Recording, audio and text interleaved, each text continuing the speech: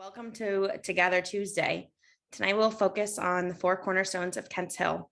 This is something I'm really excited about. You're going to hear from our head of school, Chris Cheney, along with Rene Davis, Bob Whittaker, and Lara Cole.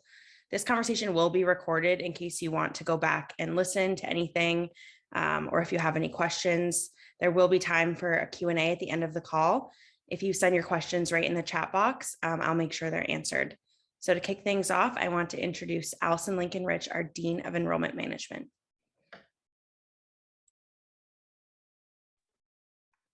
Hello, everyone. My name is Allison Lincoln Rich, and I'm the Dean of Enrollment Management and the Director of Financial Aid here at Kents Hill. I'm so pleased that you have all joined us this evening to learn more about our four cornerstones that will help define our student experience here at Kents Hill.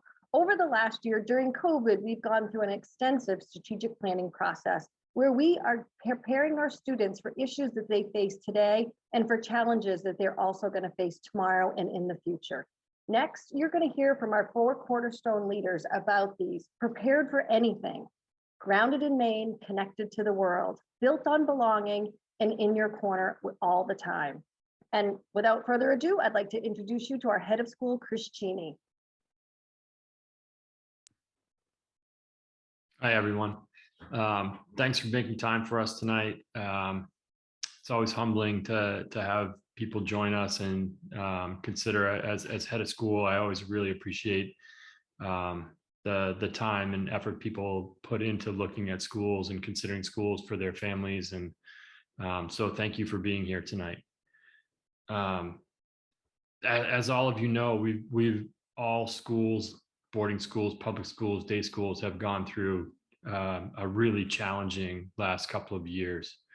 And coincided with this, we're also looking at our Bicentennial in 2024. We've been one of the first co-educational schools in the country since 1824. And as we head into our Bicentennial, we felt it was really important for us to have a strategic vision, for where we are going. Really thinking about, what does it mean? I think there's been a lot of talk about what is a 21st century education. And some people are talking about that the 21st century is just getting started, that the early 2000s weren't really, particularly in the education space, we hadn't moved into that 21st century space. We are a school that is anchored in tradition, but we're a 200-year-old startup. We really are trying to think about how do we help students and families face not just the world, and even when I got here 5 years ago, the world that we thought they would be facing, but the world they're actually facing today. Things have changed in many ways, and what our students and families are facing is very different and more challenging than we expected even 2, 3, 4 years ago. So as a school, we've developed a strategic plan with four cornerstones, and I'd like to share the first one with you. Prepared for anything. When we think about, traditionally, we've been a quote unquote college preparatory school. When we started this process, we realized that wasn't enough. Like it's not enough to just prepare kids for college anymore. We really need to think about how are we preparing them for the world that they're inheriting and that they are actually currently living in. And this is in the classroom, in the dorms, on the fields, in the theater, all across our campus.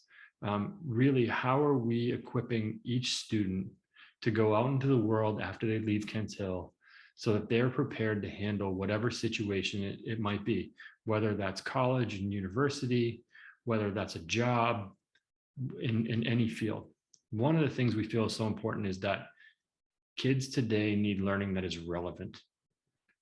It needs to be relevant, and they need to understand why, not just because. It needs to be engaging. Kids have grown up in a way that's different. I won't speak for any of you, but different than the way I grew up. And they are engaged on their phones and on their computers and in technology. And we need to engage them in person in the same kinds of ways so that they are connected, engaged, curious, creative, and really thinking about how are they learning. And we need to challenge them. I think too often we think about teenagers as being like, what do I need to do to check the box to go to college? We actually have to challenge them to solve problems because they can. They can do more than fill out a resume to go to college. They can actually solve problems, bigger problems than we've thought. It, as important as the quadratic theorem is, they can do more than that. We also need to develop them so that they're versatile. Like kids today need to be able to be fluent in technology. They need to be fluent in humanities, in writing, communication, across the subjects. One singular focus is not going to be enough as we move into this 21st century job market. We also need to make sure that they're prepared to go into to be global citizens and to go into a global community. It is not like I grew up in Maine, but have now lived around the world. And it is very different than 40 years ago when I was in high school. What is expected of kids? If they are going in most fields you work in, you will have to understand different cultures and be able to be interculturally competent and think about that across not just your academics, but your workspaces as we move forward. Our signature program is our 4D curriculum, which I'm really proud of. Like we've started to map this. When I was a kid, it was all about knowledge. Now we're talking about knowledge, skills, character, and reflection, or meta learning if you're really into that term. That one's a little bit more challenging, but really thinking about how do our students learn best and helping them through reflection to think about where do they learn, how do they learn best, where are they having challenges. So these components are in every single one of our classes, which as an independent, as someone who came up as a biology and science teacher in independent schools, the independent was leave me alone. I'm going to do what I want to do. And I'm really proud of the Kents Hill faculty for really, being willing to embrace this 4D curriculum framework and to implement each of these parts into their curriculum in different courses at different age levels and in different amounts. But each of them has those 4 key pillars in their class. We've also been able to introduce project-based learning. Every teacher has a project-based learning unit. We know that when we give kids an opportunity to work together and to solve problems, they learn more and they learn more deeply. Finally, this year, we have also piloted a couple of interdisciplinary classes where we're really beginning to think about how do our kids, I shouldn't say nothing. Most things we do as adults and in the real world, in the real workforce, are things that are cross-disciplinary and with teams. And so we've really begun to think about how do we begin to build that with our students so that they are thinking about not just how is this a math problem, but how is this a communication, math, science, history, how do all those things fit together as they think about their overall learning process. Because things are not as siloed as sometimes schools can, particularly 20th century schools can be. And so we've really started to, we're on the front stages of building in interdisciplinary classes that will allow kids to work more in teams and to work across disciplines instead of solely in a single discipline.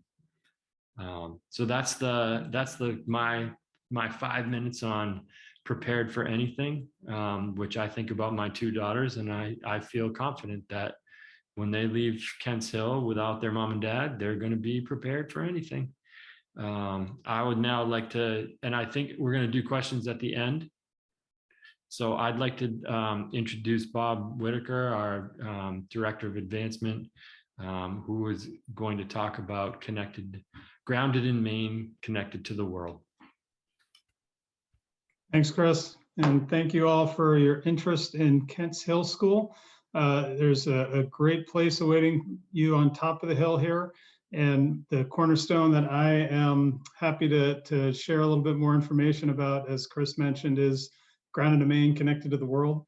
In this cornerstone, what we're thinking about and building upon is the idea that we have a very expansive concept of the classroom at Kents Hill. It's not just the four walls within our academic buildings. It's also the 400-acre campus upon which this campus rests. If you have a chance, hopefully you'll get a chance, if you haven't already, to be able to come up and see how well situated our campus is between two bodies of water, Torsi Pond on one side and Lovejoy Pond on the other. It's pretty rare to be able to live and play on a campus where you're sandwiched between beautiful bodies of water, a ski hill right on site, as well as one of the largest all-weather turf fields, turf fields in New England. So in addition to just beautiful buildings and wonderful people. And it's that idea of wonderful people that is not a new concept to Kents Hill. And they are also helping us expand the concept of classroom beyond the campus to the remarkable industries that exist across the state, as well as the world-class destinations that reside here within the state. And helping us to tap into those spaces are the 7,000 plus network of alumni, families, and organizational partners that we're working to make as available to our students as possible. And we'd be happy to have you join us and connect you with a lot of the talent that exists within that base. Some examples of that is a graduate from 71, a gentleman by the name of Timothy Template, who has helped to grow one of the 2 global providers of nasal swabs in the world, which sadly we've all become very familiar with. And his company has benefited pretty fortunately. He's been very fortunate to be one of the main providers, and as such has expanded his plant fourfold here in the state, and has made that space available for students to be able to come and visit, and would like to find other ways to share the incredible work that they're doing for our students to learn from. Along the same lines, we're happy to have a graduate from the 90s, Dr. Emery, who's a doctor of osteopath, who's helping us to establish a Women in STEM affinity group to help really introduce and show the remarkable work. And she's not alone. We have a wide base of alumni across the generations that are active in the STEM fields and interested and eager to share their experience with young women as they come to campus. And certainly that's not an expertise that's limited to women, but we're wanting to highlight and feature that talent so we can really nurture and grow that field and be part of growing that field.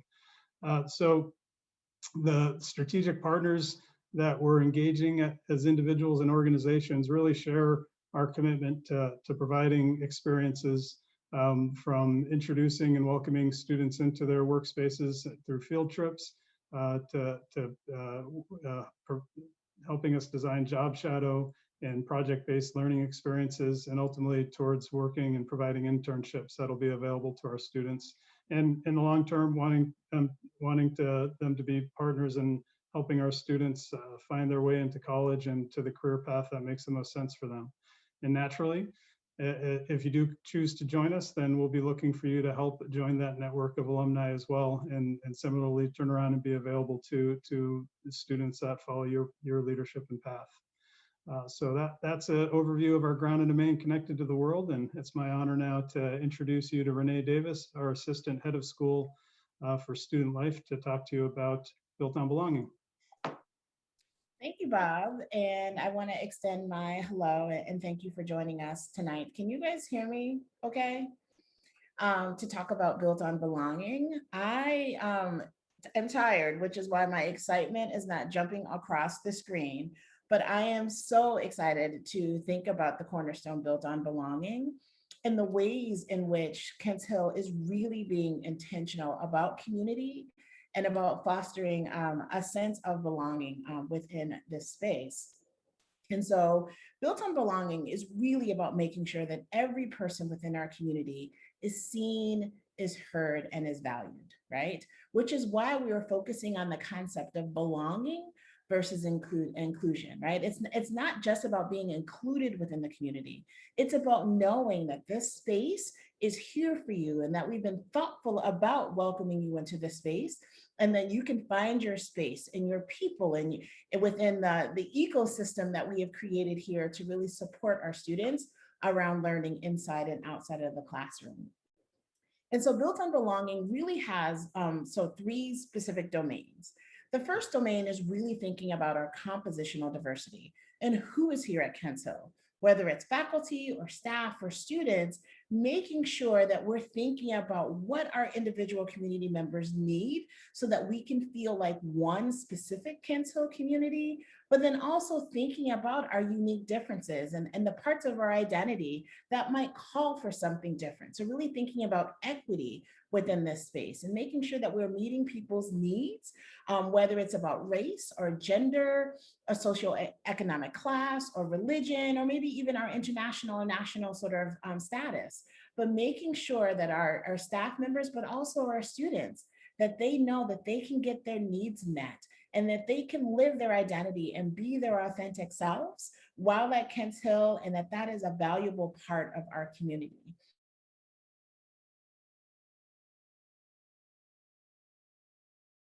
That we have within our community, but also thinking about the composition of the diversity that we're building and who is to come to be a part of the Kents Hill experience. Built on Belonging is also focused in on skills. It's thinking about our faculty and staff and making sure that we have the skills and that sort of intercultural and that multicultural competence that Cheney talked about earlier, but making sure that we have the skills to support students across their identities, to teach students across their identities, and to make sure that our students also have the skills and opportunities to engage across difference.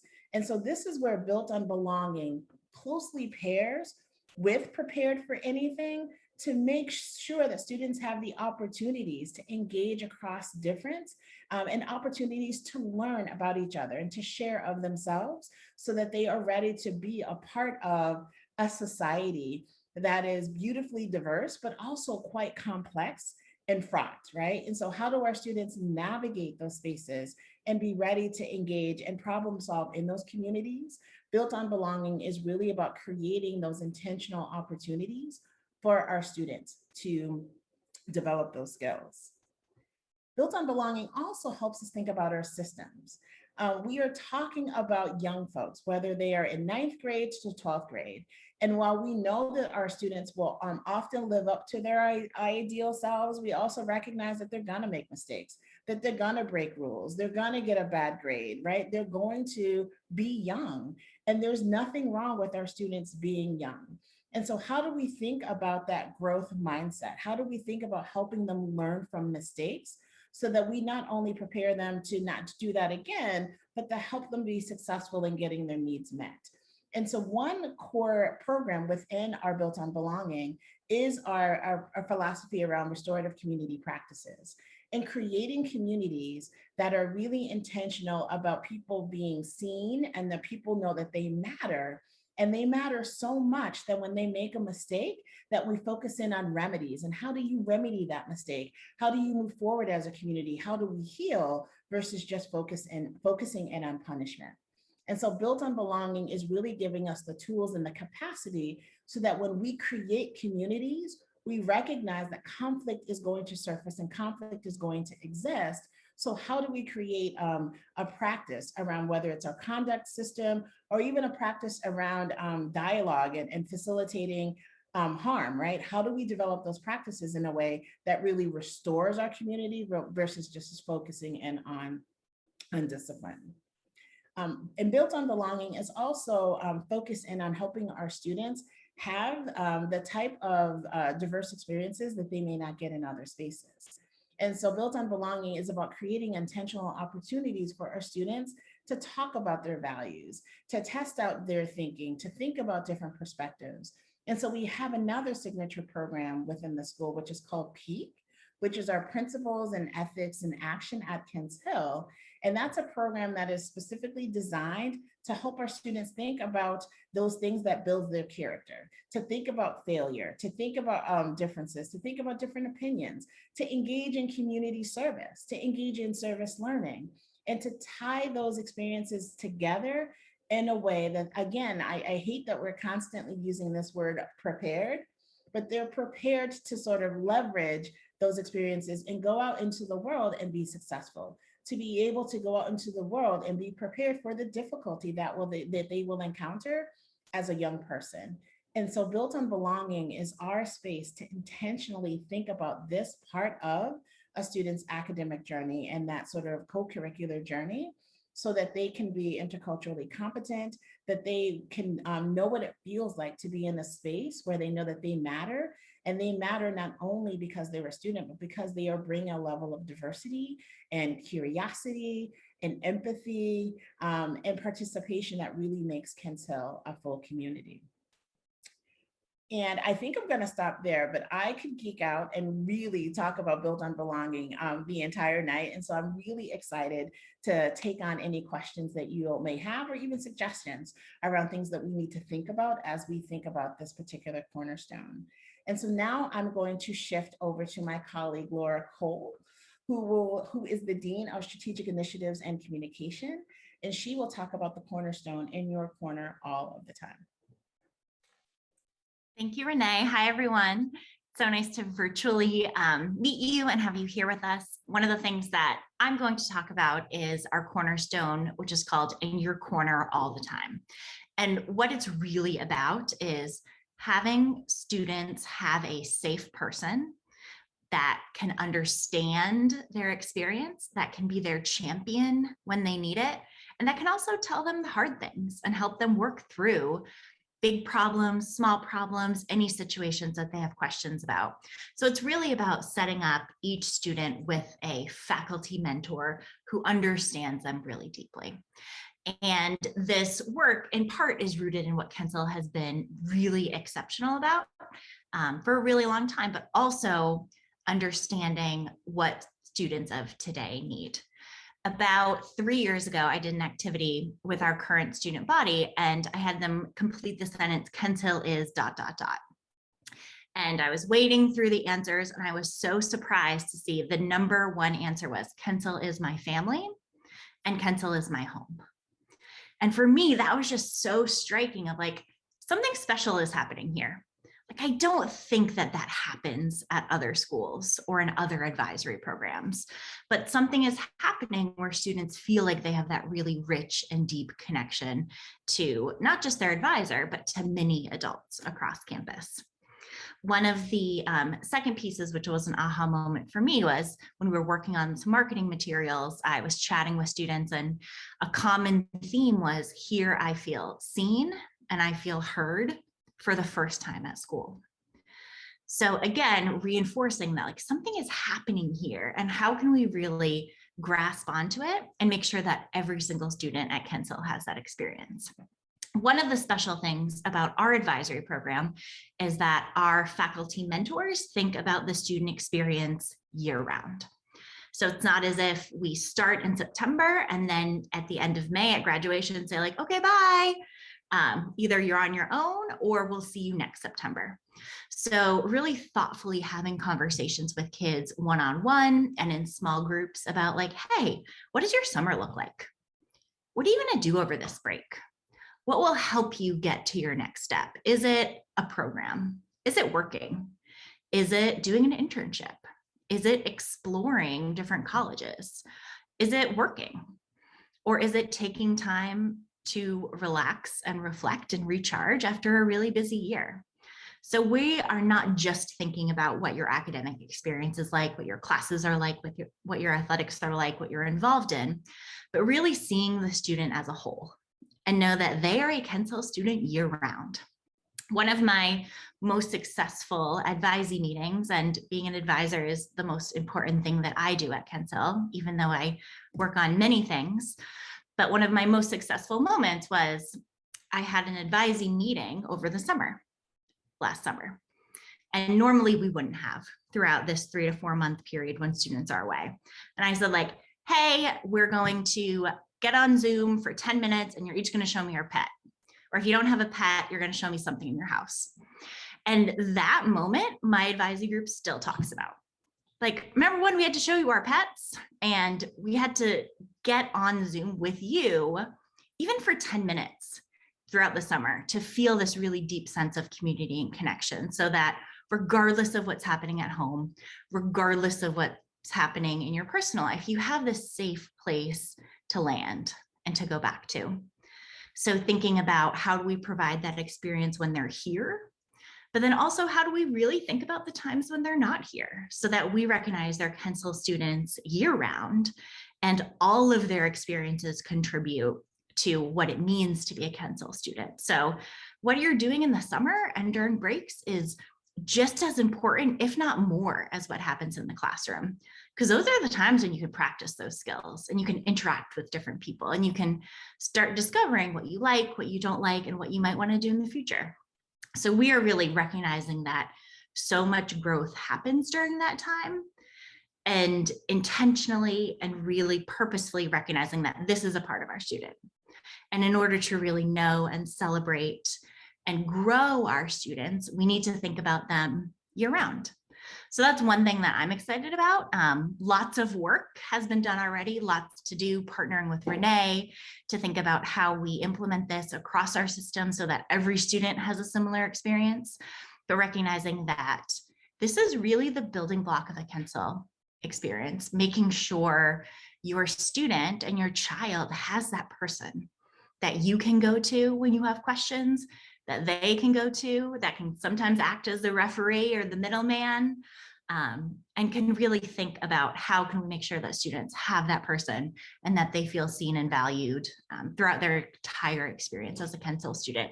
Happy, as was Rene, to answer any questions that you have about advisory or to connect after this if you have more questions. I will turn it to Chris and Allison to wrap us up before we get to questions.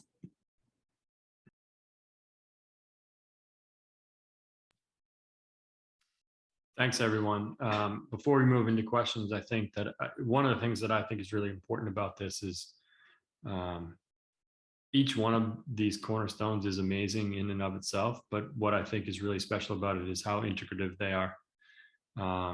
And I think that if you hopefully it was a quick preview, but hopefully like kind of our in your corner all the time is kind of the glue that holds the other three together in many ways. And when we think about each of these cornerstones, I think about an experience last week where we had community service day, and we had our students out in the community, helping families, helping organizations, nonprofits, thinking about grounded in Maine, right? Like grounded in our community, prepared for anything. We had a group of students, a number of groups of students that worked with elderly, who needed help around the house, who couldn't rake their leaves, and just were so appreciative. And so, young kids today they're on their phones. And so like being with, elderly people who are struggling that's prepared for anything, right? Like that's helping them, not only is it grounded in Maine, it's and connected to the world, it's prepared for anything. It's also a sense of belonging in the broader community, not just our own. Like, I think one of the challenges of all boarding schools is that we have traditionally been, and I've worked in a number of them, just so isolated in our own space. And, we're really thinking about how do we get off campus? How do we get off the hill? And really think about how we're connected. And I think this is a launching point for some of our students, and a couple of whom wrote to me to say, how do we do this more? And so thinking about that, in your corner all the time is advisors being able to help kids to think about, community service is actually something that's really important to some of our kids, and how do we help them do it more?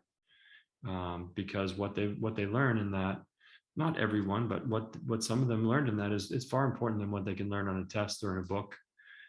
It's a relevant learning experience that will help them to grow in many ways. So one of the things that I'm really excited about is how all four of these cornerstones relate to all that we do here at Kents Hill School, and thinking about helping young people to be prepared and developed for what's a really challenging world, to be frank. It is a really challenging time to be a teenager who has lived a couple years through COVID in lots of different challenging school situations, and in a world that is, it's the most challenging world that I've been in my 50 plus years. And, so this is an opportunity for us to really help kids to be prepared and thoughtful and build the skills, and it won't be perfect. But we really are thinking about how do we send kids out into this world, not just how do we get them into college. And I think that's really important. So I'll stop there, and we would be happy to take any questions. You can, send them in the chat. You can there's not that many of you, so you can also just share them. And we are happy to address them at any level. And they can also be any questions about Kents Hill that you want. We're totally open, and would love to hear what you're thinking, any reactions to what we've shared tonight, but also just any questions you have about Kents Hill School. We think it's a really special place, and we want to share that with each of you. Thank you, Chris. We do have a few questions that I want to ask. I can start with Rene. And the question is, can you please share more about the clubs that Kents Hill has that can foster a sense of belonging for different groups?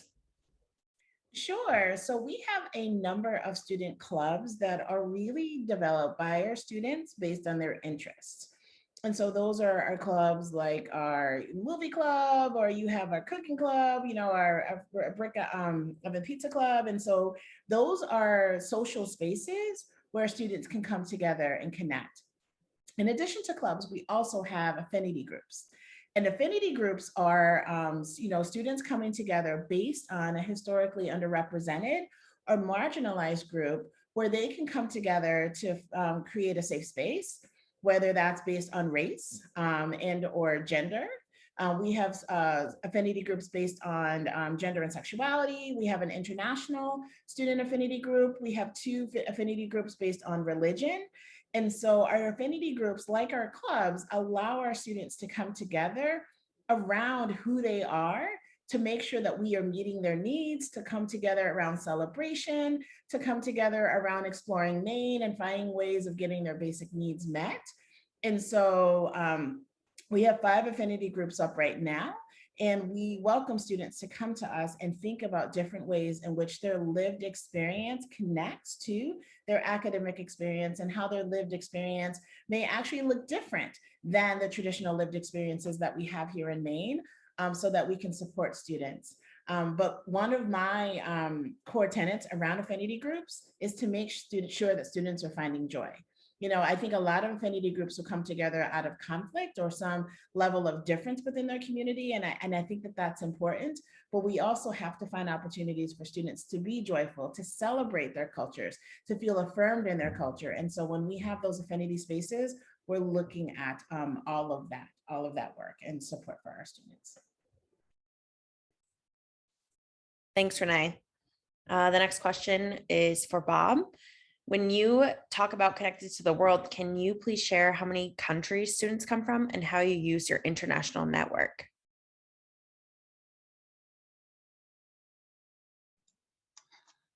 So we're representing 28 countries on campus right now. And I'm actually going to defer to Allison around the international network, or Rene, because that is not my area of expertise. Though I'm working more towards building the network among our alumni and parent base. I think they can speak more accurately to the student experience. Yeah, I can speak a little bit about that. And so when we think about our international students, 26 different countries represented, we really want to make sure that our students have that experience, that they bring their culture to Kents Hill. We don't have an intention at all to sort of, as what some people call, Americanize our students. We are so grateful for our students that are coming to us from all over the world. We want to know what their cultures and their traditions. We want to know what foods bring them joy, what their grandmother told for stories. Those are the things of how we build the community, this global community that we're all need to be interconnected. And I love that part about our global community.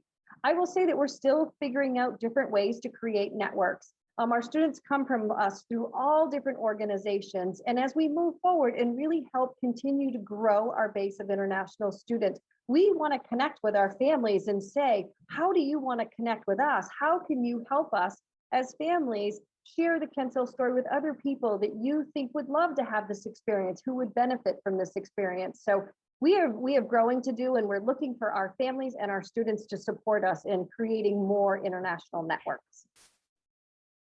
Yeah, and I would just add that we, Kents Hill had a history of working with a number of schools internationally, which with COVID has really declined.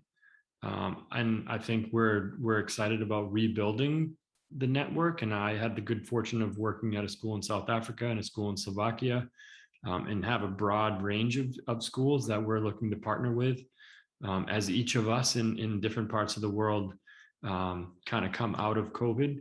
And so this is actually an exciting time for us as we think about our strategic plan, is repositioning ourselves and really thinking about not just what are schools willing to work with us, but what are schools that share our values, and communities that share our values, that we can work with, whether it's short-term or long-term partnerships or exchange opportunities moving forward. And I think that this is one of those times where COVID allowed us to have a little bit of a reset, and we're really looking forward to, for lots of reasons, we're really looking forward to getting on the other side of COVID.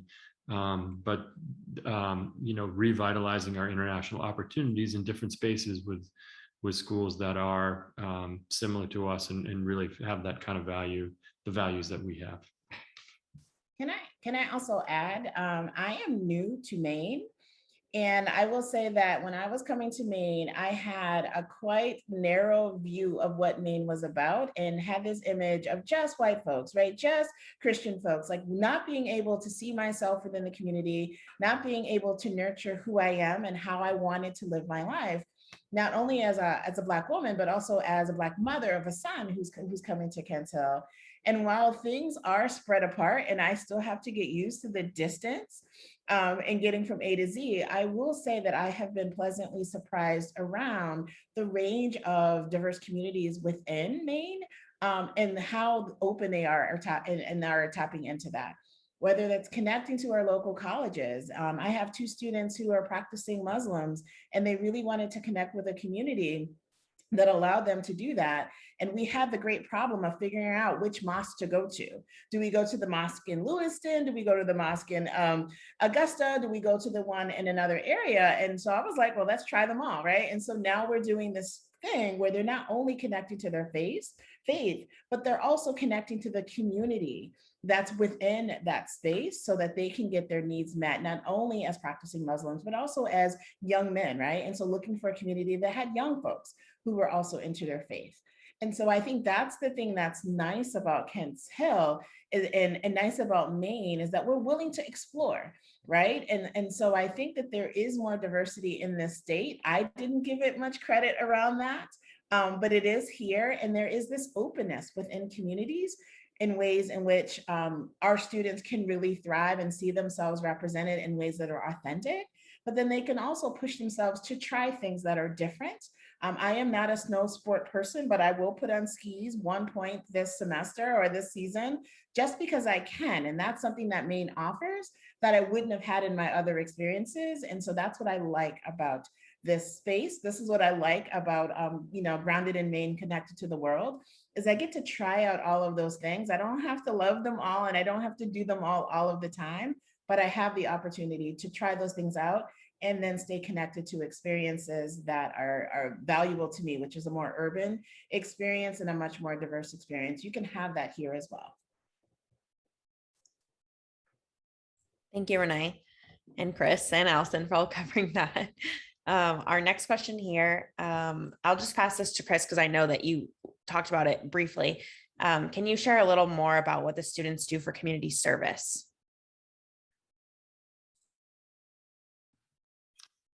Yeah, thanks. again, we have traditionally had 2 community service days where the entire community goes out, one in the fall, one in the spring. We will just fully admit that we're a little soft and we don't do it in the winter time.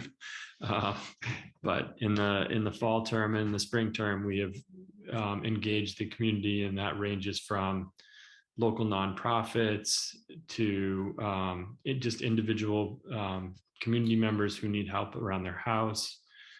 So those have been our major community service engagements. We also do some on-campus community engagement where students are able to do volunteer work on campus. We've had, and again, it has been less systemic, but we've had teams who have also engaged in community service and service learning, depending on the interest of the kids and the coaches.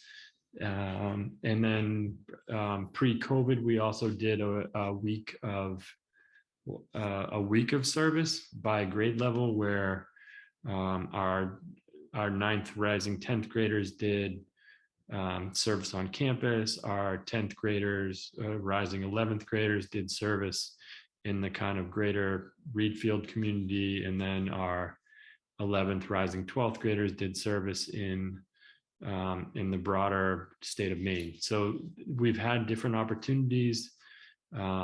We also have a really cool, I think, probably one of the things that Kents Hill is not a religious school, but we were founded in the Methodist tradition, and we have a partnership with the Methodist Church, the local Methodist Church. And one of the great things is, it's now pushing close to 20 years. We have had a service trip in partnership with the Reedfield United Methodist Church to Slidell, Louisiana during March.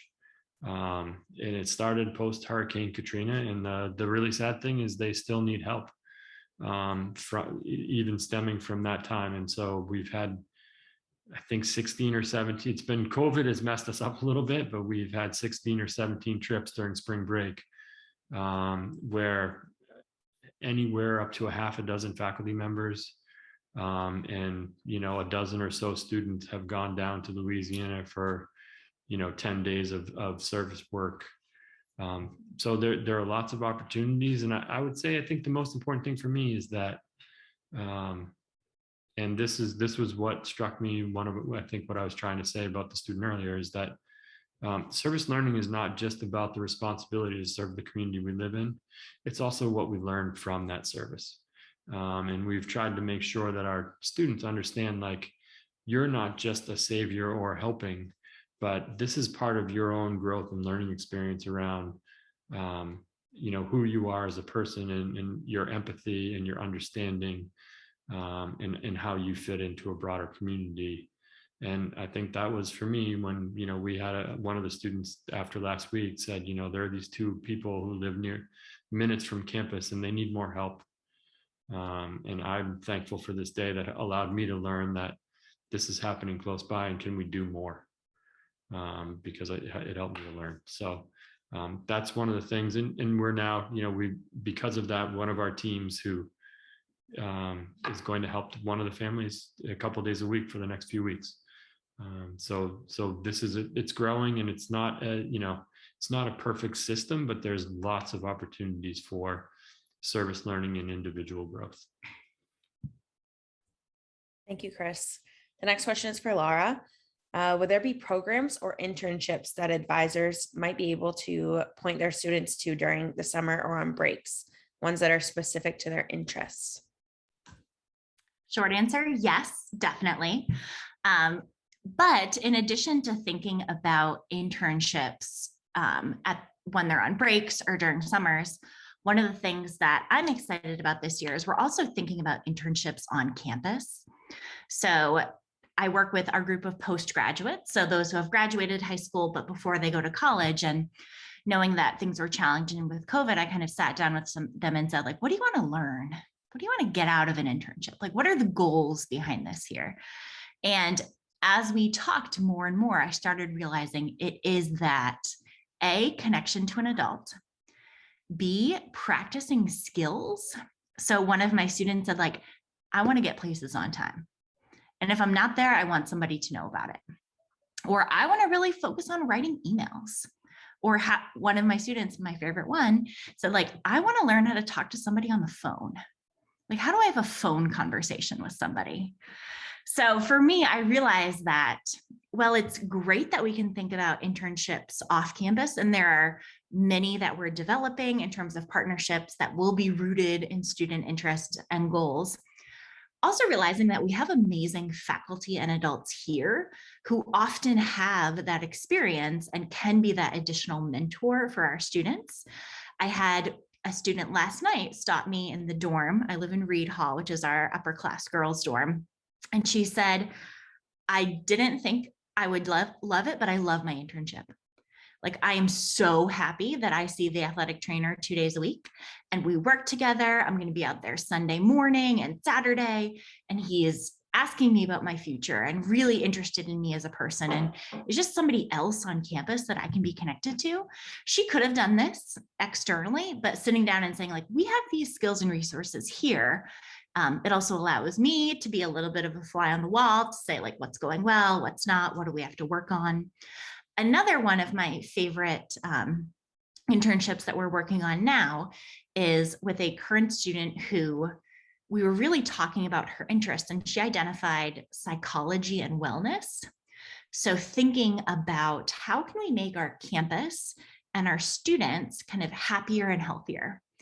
And that got me and the student really thinking about the work that Rene is doing and saying, this may be something you're interested in the future. You might not be ready to name it as like, this is the career that I want. I didn't know what I wanted to do for a career until I pretty much graduated college and I'm not even working in that field.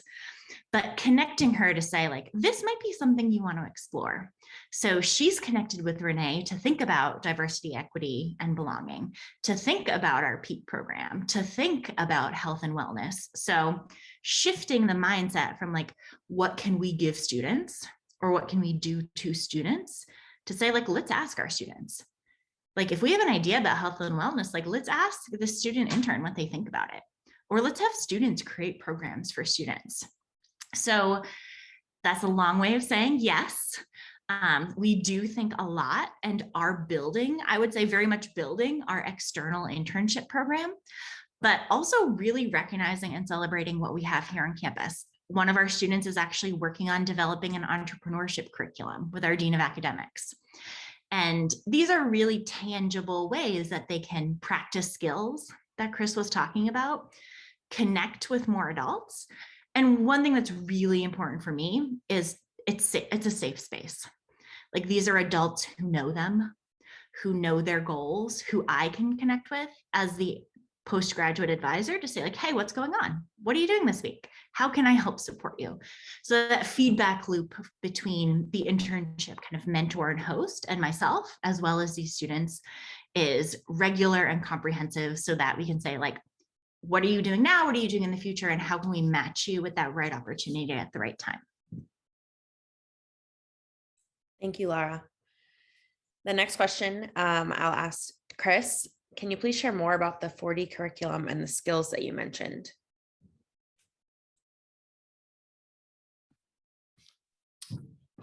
Yeah, thanks. So I think, as we move through, one of knowledge has been the focus for so long.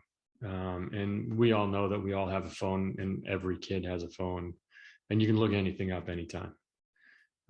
So it's really thinking about communication, collaboration, these are the creativity, these are the things that curiosity, these are things that kids need, and that we need to foster and develop in each of our classes. That's what's going to make kids successful. Like, yes, there's not an absence of knowledge and they do have to learn things, but it is really thinking about, and for me, as somebody who was a science teacher, I really think a lot about, collaboration, particularly collaboration and communication, as essential to any job or most jobs. I think there are places where you can work by yourself. But in most cases, it's really thinking about, how do we work together? And I think that's one of the things that, we talk about a lot here, like beyond the skill of collaboration, there's also like being in community, as Rene said, that being a part of a community is also a skill.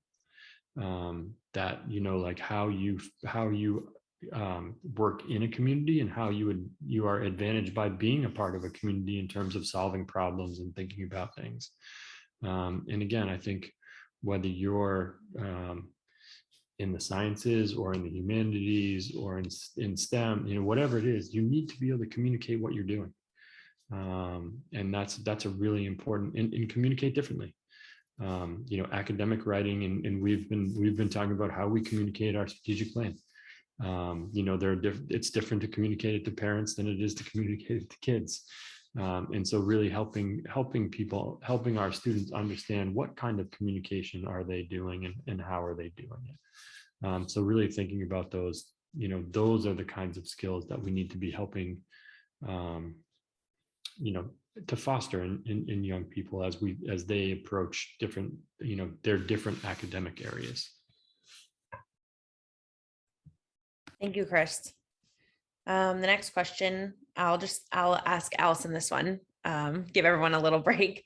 I would like to know about the music instruments class. Can I start my studies at Kent Hill, or do I have to have already taken a class on the instrument?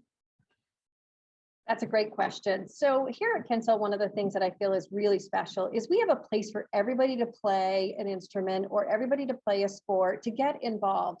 So our students that are coming in that want to try an instrument, we are happy to help with that. We have an intro to guitar class that runs regularly. It's a pretty popular class, but we also have a number of bands. So we have like a rock band, and sort of, more of a contemporary brand, where the students are really choosing what songs that they're really focusing on and what interests them and what they want to learn. So giving them opportunities so they are able to, try different things. We partner with a local school that specializes in music and offer music lessons as well. And we have Skype rooms in our Bodman Performing Arts Theater where kids can also Skype in an instructor if they have an instructor that they've been working with before they come to Kent Hill. So we have lots of options for our students in music and performing arts. Thank you. And Rene, I have a question for you, and it is, why did you choose to focus on belonging versus inclusion?